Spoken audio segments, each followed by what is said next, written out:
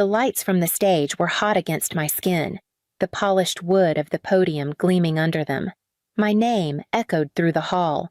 Rowena Mercer, and polite applause rose from the audience as I stepped forward to receive my MBA diploma. I smiled for the camera, holding the folder just as the photographer instructed, but my eyes drifted to the right. The row reserved for my family sat in plain view, empty. It shouldn't have surprised me. Still, the sight struck something deep, a hollow thud inside my chest. I'd held on to a faint, foolish hope that maybe this time would be different.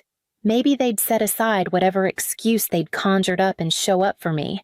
But the empty seats told the truth just like they had at every other milestone, in their absence. Memories filled the gap. My 16th birthday, when Brielle got a weekend trip to New York for a once-in-a-lifetime dance workshop while I got a store-bought cake left on the kitchen counter. My high school graduation, when my parents arrived late because they had to drive Brielle to a photo shoot. The scholarship dinner I attended alone because it's just a formality and they didn't want to take the evening off work. Brielle was 3 years younger, their golden child. Every one of her whims became a project the whole family rallied behind. My dreams, on the other hand, were met with reminders to be practical, self-sufficient, and not expect handouts. Toughen up, Rowena, my father used to say, as if resilience were a coat you could pull on at will. The dean's handshake lingered just long enough to pull me back to the present. I walked off the stage to the applause of strangers, returning to my seat among the other graduates, the weight of my diploma heavy in my lap, around me. Classmates leaned into their cheering families, cameras flashing, flowers exchanged. I kept my hands folded and my face neutral, already rehearsing the answer I'd give later when someone asked, "Were your family here when the ceremony ended?" and I stepped out into the crisp spring air. My phone began to buzz. I was halfway down the steps outside Low Memorial Library, diploma still tucked under my arm. When my phone buzzed again, the number was unfamiliar, main area code. For a moment, I almost let it go to voicemail, but something about the timing made me swipe to answer. Ms. Mercer. The voice was deep, measured. "This is Elliot Brandt, attorney for the Lewis estate in Harbor Bay. I'm calling regarding your grandparents' affairs." My breath caught. My grandparents. I hadn't heard their names. Thomas and Evelyn Lewis spoken aloud in months, not since the quiet memorial service I'd organized mostly by myself. "Yes," he continued, "as their sole heir, you've inherited their property and investments. We'll need to meet soon to go over details, but I can tell you now the current estate value is approximately $1 million. I stopped moving. Around me, graduates laughed and posed for photos, but the words $1 million seemed to pull the sound out of the air. I wasn't thinking about the number so much as the fact that they had chosen me deliberately, unequivocally. Images came unbidden my grandfather in worn flannel, teaching me how to fix a loose fence post. My grandmother's hands dusted with flour as we rolled pie crust on the old kitchen counter. The two of them reading side by side on the porch. The ocean just beyond the rose garden, from high school through their final years. I'd been the one driving up on weekends mowing the lawn, replacing light bulbs, sorting their mail. They never asked for much, just company and help with small things they could no longer do. My parents and Brielle rarely came except for Thanksgiving photos, or a quick stop on the way to somewhere else. Ms. Mercer Elliott's voice brought me back. "If you can be in Harbor Bay this week, we'll begin transferring control to you." "Yes," I said. The word firm. "I'll come." We exchanged details, and I ended the call, tucking the phone back into my bag. The spring wind carried a faint chill, but it wasn't the cold that made me tighten my grip on my diploma. It was the sudden awareness that this gift came with a shadow. I knew my family well enough to understand what would happen once they found out, and I wasn't going to wait for that day to arrive unprepared. 2 days after the call from Elliot Brandt, I was seated in a glass-walled office in downtown Portland, across from Damon Clay, a trust attorney recommended by a former classmate. Damon was in his mid-40s, calm-eyed, the kind of man who spoke sparingly but left no doubt about his meaning. After listening to me outline my family's history, how borrowing in their vocabulary meant gone forever, and helping manage was just a step toward taking, he leaned back in his chair. "If you want to make this airtight," he said, "an irrevocable trust is your best option. Once it's set, no one, not even you, can pull the assets back into your personal name. They'll be beyond public reach, and you'll be the sole trustee." It sounded final, and maybe a little ruthless, but finality was what I needed. We spent the next 3 weeks in a blur of signatures, transfers, and sealed envelopes.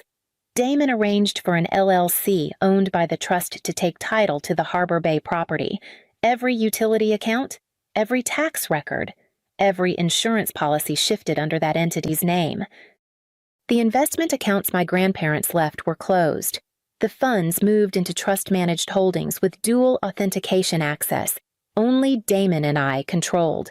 The paper trail disappeared from Maine. Copies of the original documents went into a locked file at Damon's office and a safe deposit box in Boston. Far from anyone in my family, I didn't tell a soul, not even my closest friends. The fewer people who knew, the fewer loose threads for my family to tug at. One night, sitting alone in my apartment, I caught myself wondering if this made me cold, cutting them out so completely, preemptively. Without a word, it was a kind of severing that couldn't be undone. But then I remembered every time they'd watched me scramble to cover my own tuition, every missed milestone, every "you'll manage" tossed over their shoulders as they walked away, and I realized cold was exactly what had kept me alive in that house for years. By the time Elliot called to say the estate transfer was officially complete, the lock was already in place. Now, all I had to do was wait for them to discover it. It started subtly, almost as if they'd all agreed to the same script. A text from Brielle. "Saw you were in Harbor Bay last weekend. Thought I might stop by sometime. We should catch up." A call from my mother, her voice overly warm, asking how work was going and whether I'd had time to think about the future of the house. The first weekend I was back at the estate, my father appeared in the driveway with a toolbox, claiming he'd noticed the porch railing looked loose the last time he drove by. He offered to fix it up. No charge. I told him I had it handled. Brielle was more persistent. She'd drop by with a tin of cookies or a bundle of flowers, drifting through the rooms with that bright smile, asking questions that sounded casual but weren't. "Do you still keep the deed in the house?" "Just curious, I've never actually seen it." I'd change the subject every time. At dinner one evening in their kitchen, my mother set down a roast chicken and launched into a speech about keeping family property in the family, glancing at me as if I might spontaneously offer to split the inheritance. Brielle chimed in about how much she'd always loved the place, how she could see herself living there, maybe even renovating it. I smiled, nodded, and offered nothing. Each visit, each phone call, was a slow press against the edges of my boundaries, testing for weakness. They thought I was still the daughter who could be worn down with enough insistence, the sister who'd give in to keep the peace. But I made sure to answer every probing remark with a vague, agreeable hum, giving them the illusion that I hadn't fortified the ground they were so eager to claim. Their patience was just as calculated as mine.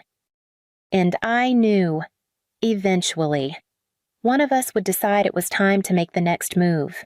The morning air was sharp enough to sting my lungs as I swept a scatter of maple leaves off the porch. The ocean was restless that day, a low rumble under the steady cry of gulls. I'd just leaned the broom against the railing when a familiar black SUV turned into the drive, crunching over the gravel. Brielle stepped out first, hair perfectly tied back, her expression bright with the kind of confidence that usually meant she thought she'd already won. My parents followed my mother clutching a slim folder, my father moving with that slow, deliberate stride he used when he wanted to look in control. "Morning. Row." Brielle called, striding toward me. "I just wanted to let you know. This house is in my name now. She said it in a single breath, like she couldn't wait to drop the news. Mom and Dad think it's best if you move out this week. I already have a potential buyer. I didn't flinch. Really? My father stepped forward, pulling a sheaf of papers from the folder. Your grandparents' will had an error. Technically, the property should have been left to both you and your sister. We've worked with a lawyer to correct it, and we've transferred title to Brielle so it's easier to manage. He held the papers out to me, as if expecting I'd take them with gratitude. I glanced down, at first glance. They could have fooled someone who didn't know what to look for: a blue ink seal in the corner, signatures in looping script, but the seal design was wrong, the notary's stamp number incomplete, and the signatures shaky, inconsistent. Brielle smiled like a realtor about to close a deal. Don't worry, I'll handle everything. We can get movers here in a week. I let the moment stretch, watching the certainty in their eyes, storing every detail the date printed at the top, the name of the so-called notary, even the faint watermark that didn't match county records. I've heard you, I said finally, my voice even. Then I stepped back, letting them think they'd planted their flag. They left, looking satisfied. I stayed on the porch until the SUV disappeared, already knowing I wouldn't have to wait long for their next move. 2 days later, the crunch of tires on gravel came earlier than I expected. A white moving truck rolled up first, the black SUV trailing close behind. From the passenger seat, Brielle hopped out in a fitted tracksuit, phone in hand, eyes alight with anticipation. My parents followed my father with a fixed smile, my mother already gesturing toward the porch as if directing a stage play. Behind me, Mark Ellery, the county property official, stood in a neatly pressed navy suit, a leather folder tucked under one arm. We'd spoken the night before. He'd reviewed every document in the trust and agreed to meet here in person. Now he waited, silent and steady, while I folded my arms across my chest. The movers had barely made it to the walkway when they slowed, taking in the scene. My father tried to keep moving forward, papers in hand, but Mark stepped into view, opening his folder and withdrawing a document stamped with the county seal. Mr. and Mrs. Mercer. Ms. Brielle Mercer, he said, voice clear enough to carry to the truck. I'm here on behalf of the County Property Records Office. As of last April, this property was transferred into an irrevocable trust under the sole trusteeship of Ms. Rowena Mercer. Any transfer of ownership attempted after that date is legally void and may constitute fraud. Brielle blinked rapidly. Fraud. We corrected a mistake in the will. Mark didn't even glance at her. Our records show the paperwork you filed used an unlicensed notary and was processed through an out-of-state service flagged for fraudulent filings. This is your official warning. Any further attempt to claim this property without authorization will be referred for criminal investigation. The movers exchanged looks, then began backing toward their truck. My mother's lips pressed into a tight line. My father folded the papers slowly, as if buying time, before turning sharply toward the SUV. Brielle lingered a moment longer, her expression hardening. You'll regret this, she said under her breath. I didn't answer. I didn't need to. When their engines faded down the road, Mark handed me my copy of the notice, his eyes steady. They won't forget this. Neither would I. And I knew the quiet that followed wouldn't last. 3 mornings after the porch confrontation, I found a thick envelope wedged in my apartment mailbox. The return address belonged to a law firm in Portland I'd never heard of, but the name on the line beneath was instantly familiar: Sylvia Mercer. Inside was a 4-page letter, printed on heavy cream paper. The language was polished, but the demands were anything but subtle: $150,000 in cash as emotional compensation, joint ownership of the Harbor Bay property with Brielle, and a monthly stipend until further notice to ensure the family's long-term well-being. The letter accused me of causing irreparable harm to maternal and sibling bonds by keeping the estate entirely in my name. I read it twice, then set it aside and reached for my phone. If they wanted to take this into the legal arena, I'd meet them there, Selena Voss agreed to see me that afternoon. Her office was on the 15th floor of a downtown building, the walls lined with framed trust and estate case victories. She listened without interrupting as I laid out the letter, the forged documents, and the attempted takeover at the house. Her response was immediate. We send a cease and desist, direct, documented, and final. They have no claim not with that trust in place. And we find proof of who filed those forged papers. Within 48 hours, the letter was on its way to my mother's attorney and her home address. It cited the trust's legal protections, warned against further harassment, and made it clear that any future attempts would trigger civil and potentially criminal action. Selena's investigator didn't take long to find the trail. The forged transfer had been submitted through a property filing service flagged in multiple states for fraudulent activity. The name attached to the submission Brielle Mercer. The notary seal number didn't exist in the state registry. Seeing it in black and white left me with a cold, steady anger. The county officials' warning on the porch had been generous. They could have walked away. Instead, they doubled down. I left Selena's office with the report tucked in my bag, wondering if maybe this would be enough to stop them. But deep down, I knew my family too well to believe it was over. The first sign came from an unexpected place, a text from my cousin Maris. "You need to hear this." She sent over an audio file, and my mother's voice filled my kitchen, low and deliberate. "I don't want to speak badly about her," Sylvia said, "but Rowena took advantage of Dad when he was weak. Everyone knows he wasn't thinking clearly when he signed those papers. Maris didn't stop there. Screenshots from a group chat followed. My mother spinning the same story to a circle of relatives, with Brielle chiming in about family fairness and hidden motives. A few cousins even piled on, speculating about me forging signatures, twisting the truth into something unrecognizable. I sent it all to Selena. She didn't hesitate. They're trying to turn this into a reputational war. If you let this stick, every move you make will be seen through that lens. We fight back with facts publicly. For 2 days, we built a 12-page statement of facts. Every date and document lined up the trust's creation, the property transfer, the fraudulent filing trail with Brielle's name on it, and the county's records disproving every accusation. I sent it to every relative in that group chat and to anyone my mother had tried to sway. The subject line was simple, the full truth. Apologies began trickling in within hours. Some were brief, just a few words acknowledging they'd been wrong. Others came with long explanations about how convincing my mother had sounded. Not everyone changed their mind. A handful doubled down, accusing me of airing family business. But the momentum had shifted.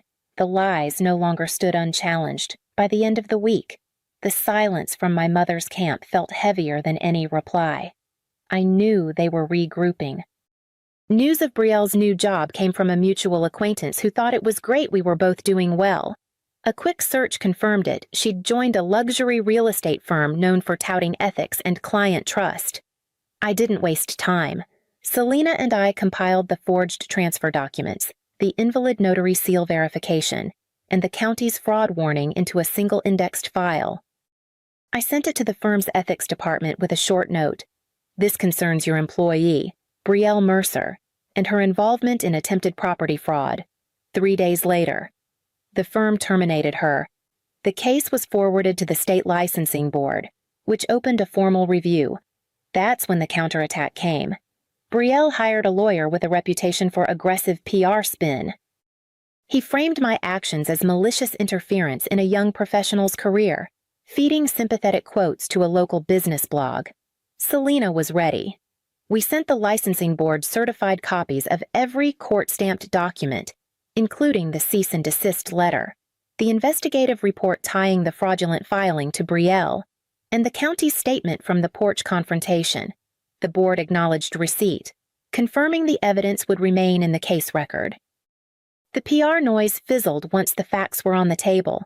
I could almost hear the silence from their side, tight, calculated, waiting for the next angle. I knew it would come, and I knew I couldn't afford to look away when it did. 2 months later, a plain white envelope arrived, the return address from a Salem law firm, inside. The letter was brief, all claims against me withdrawn, no further contact to be made except where legally necessary. I read it once, then folded it neatly and placed it in my file. No triumph, no gloating, just the quiet certainty that a chapter had closed. That weekend. I drove to Harbor Bay. The gravel road curved toward the house, maple leaves blazing in autumn colors, the sea stretching silver beyond. Inside. The air held the faint scent of aged wood and the lavender diffuser I'd left months ago. I walked through each room slowly, my hand brushing the red brick walls, the photographs, the worn armchair by the window. In the stillness, my grandfather's voice seemed to echo, "Protect what's worth keeping." I understood now he'd meant more than the property. It was my right to choose who could reach me, my ability to keep my dignity intact, my peace unbroken. On the porch, I looked out at the horizon until the light began to fade, knowing I would decide which doors stayed closed from here on,